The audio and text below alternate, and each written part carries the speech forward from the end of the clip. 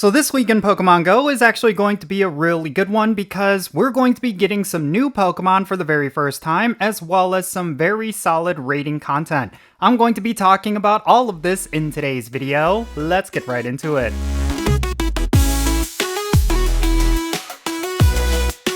Hey, what's happening everyone? Jinsula here with a brand new Pokemon Go video. I hope your day is going really well, and let's get right into it. So for this video, I want to talk about everything that's going to be happening this week in Pokemon Go. We're going to be getting ourselves some really solid events, and we're also going to be seeing the debut of some new Pokemon, including a new Gigantamax Pokemon. There's a lot of stuff that we do need to cover when it comes to this week, so we should just jump right into it. Let's start off by talking about Adventure Week. This is going to be the major event that's going to be happening during this week, and it's going to be featuring some new Pokemon as well as a couple of pretty decent bonuses. Now, just so you know, this is going to be very different from previous years' Adventure Weeks. It's not going to have a big focus on fossil Pokemon, but if you want particularly fossil Pokemon, there is going to be an event later on this week, but I'll get more into that later. So let's talk about the details for Adventure Week, and then afterwards let's go over the other things that are going to be happening this week. This year's Adventure Week is going to be starting on July 29th at 10 o'clock a.m. local time, and it's gonna go until August 3rd at 8 o'clock p.m. local time. The featured Pokemon for this event include Toedscool, as well as its evolved form Toedscruel, as well as Wiglet, and you're going to be able to get the shiny form for Wiglet for the very first time through this event.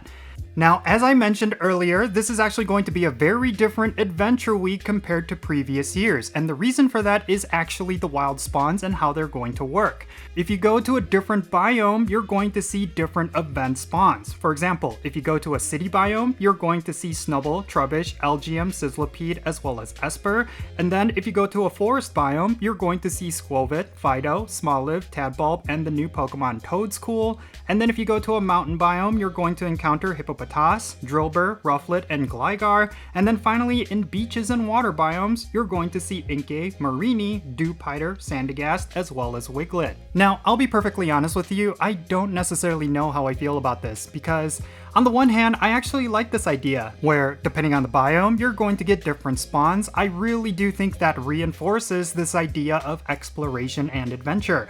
But on the other hand, if there is a particular Pokemon that I want, and unfortunately that biome just does not exist around me, then that is definitely going to create frustration. For example, I do have to drive out quite far in order to go to a beach biome, so the chances of me getting a Wiglet are probably going to be slim to none during this event. I do think something like that is a huge oversight and something Niantic could have mitigated by having certain spawns be available everywhere, but that's just me. I do not necessarily feel like this is a bad thing, but I'm pretty sure there's going to be Pokemon Go players that are not going to be happy about this. Now, in order to get the new Pokemon Toedscruel, you need to get Toedscool and evolve it with 50 candy. I'm actually not sure if you can use Tentacruel candy, considering that this is a regional variant, but it's also kind of its own thing, kind of like how Wiglet is separate from Diglett. We really do not know. I wasn't actually told what kind of candy you could use, but I guess we'll find out once this Pokemon comes out. Now, during this event, we're going to get the following event bonuses. You're going to get double the amount of experience when you catch Pokemon, and then incense, excluding the daily adventure incense, are going to last for 2 hours. And these are the only event bonuses this time around. I actually thought this was interesting because typically with Adventure Week, one of the big bonuses that they always include is getting double the amount of experience, or actually a substantial amount of experience, whenever you spin a new Pokestop during this event. But they did not include that this time around, which I think was kind of a weird move, considering that a particular bonus like that would definitely be on theme with what they're trying to do. Now, we're all going to be getting a timed research during this event, which is going to award you with 1 incense, 4 rare candies, as well as encounters with event-themed Pokemon. I actually like that they include a timed research with every event because it kind of keeps the gameplay relevant and drives up engagement, at least for me. But there's also going to be a paid timed research for $1.99 USD, which is going to award you with 3 lucky eggs, 4 rare candies, as well as encounters with event-themed Pokemon, including Beldum, Sandygast, Fidough, and more. Now, I mentioned that there is going to be an opportunity for you to get some fossil Pokemon, and that's because later on this week, on August 2nd, we're going to be getting a fossil research day, and I always love research days. I think they're very underrated. It's a great piece of content that's kind of like Community Day, but in my opinion, it's a little bit better.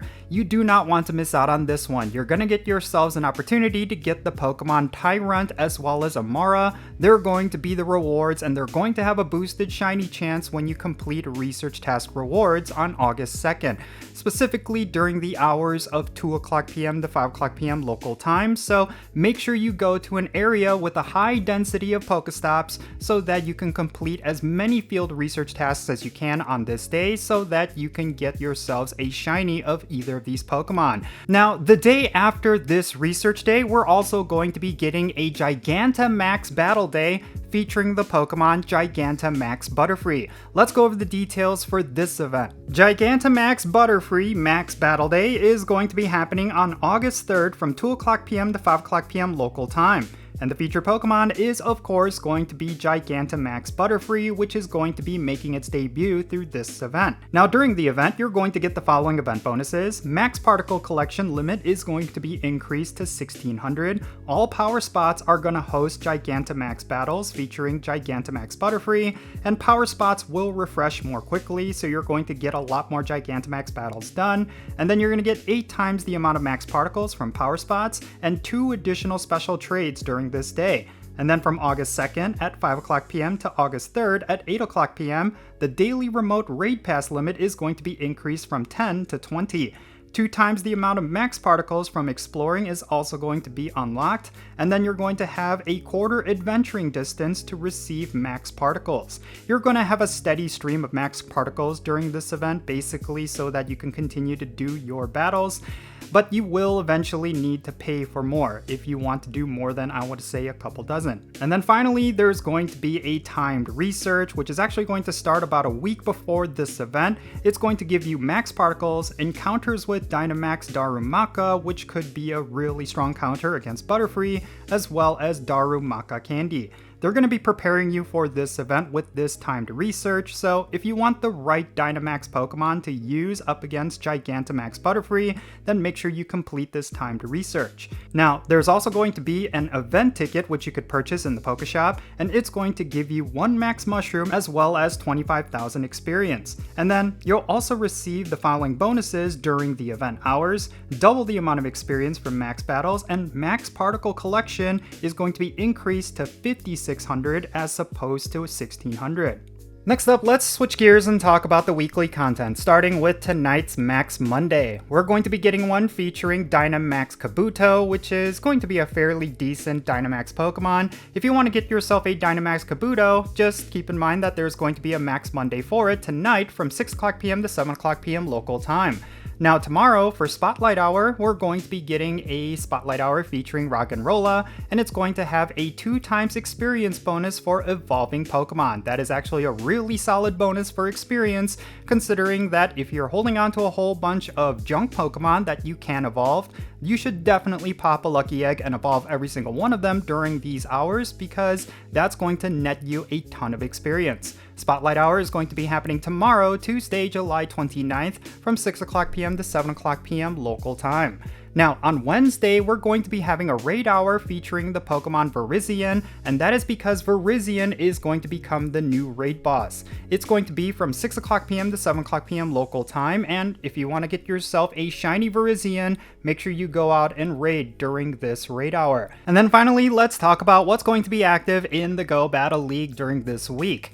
Up until this Tuesday, July 29th, we are going to continue to have the Open Great League, Open Ultra League, as well as the Open Master League, and then afterwards we're going to shift over to the Great League and then have the Fossil Cup Great League Edition. If you have any really good Pokemon for these leagues, then make sure you get your battles in.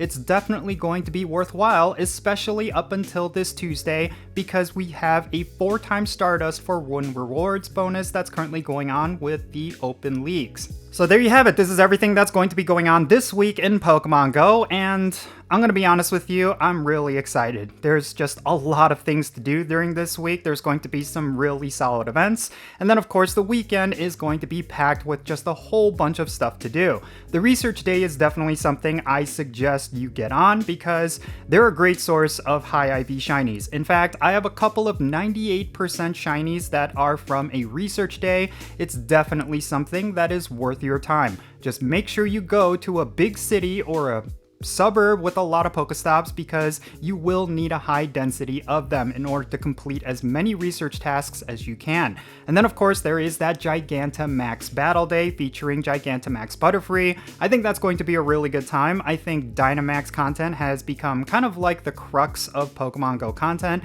And yeah, Butterfree is going to be pretty useful because there's not many really solid bug types that are currently in the game that are useful for Dynamax content, so Butterfree is definitely going to fill that niche. So yeah, make sure you get yourself at least one Gigantamax Butterfree, it's definitely going to be worth it.